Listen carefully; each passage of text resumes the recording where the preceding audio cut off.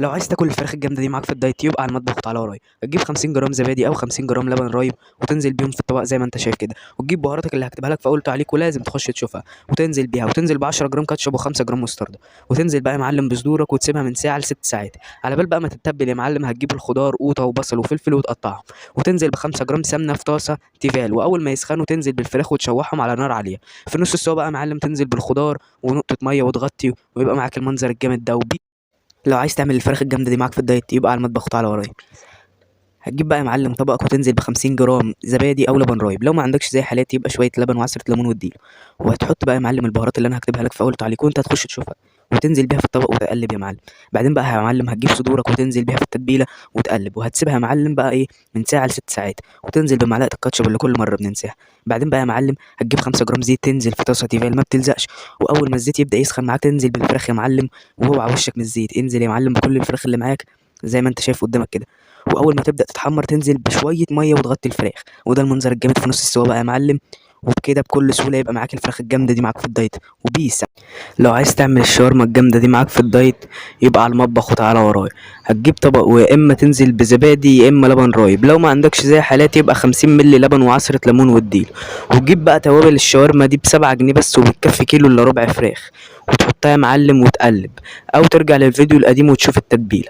وتنزل بقى بصدورك المتقطعه سواء من عند الراجل بتاع الفراخ او انت تقطعها في البيت وتقلب. وبعدين بقى هيبقى معاك المنظر الجامد ده، وهتسيبها من ساعة ل4 ساعات.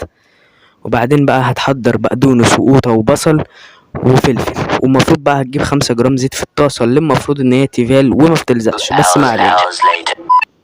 وبقى ده المنظر بقى الجامد في نص السوا، واول ما تقرب تستوي تحط البقدونس يا معلم، وتركايه بقى يا اما 10 جرام مستردة يا اما هريسة حار يا اما كاتشب، وده المنظر الجامد وبيس. لو عايز تعمل شيش طاووق معاك في الدايت يبقى على المطبخ وتعالى ورايا. هتجيب بقى يا معلم يا اما 50 جرام لبن رايب يا اما 50 جرام زبادي، وتنزل عليهم بعصره ليمون زي ما انت شايف. بعدين بقى يا معلم هتجيب بهاراتك اللي انا هكتبها لك في اول تعليق وانت هتخش تشوفها، وتنزل بقى يا معلم في الطبق كده زي ما انت شايف وتقلب.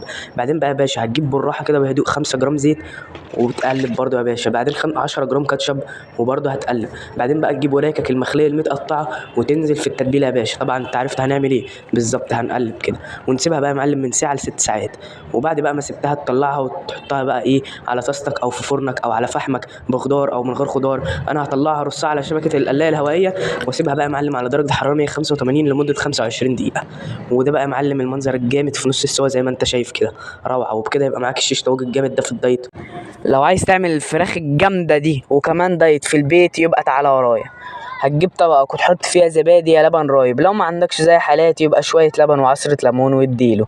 وهتجيب بهاراتك اللي انا هكتبها لك في اول تعليق وانت هتخش تشوفها، وهتحطها كلها لحد اخر فتفوته وبرضه هتقلب.